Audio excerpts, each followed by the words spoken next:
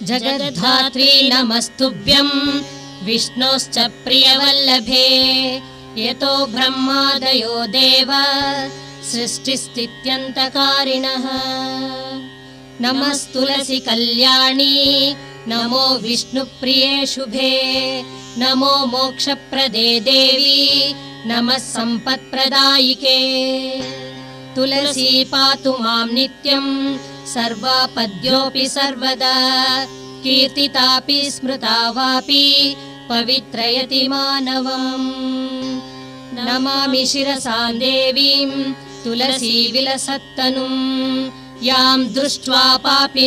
Hi friends, welcome to our channel. Karthika మాసం చివరి సోమవారం కదండి, అందుకని మా కొడలతోటి అభిషేకము 108 బియ్యపిండి ప్రమిదలతో దీపారాధన చేయించానండి. తను ఎల్లప్పుడూ సుఖ సంతోషాలతో నిండు సౌభాగ్యవతిగా ఉండాలని కోరుకుంటున్నాను మనస్ఫూర్తిగా. Thank you for watching.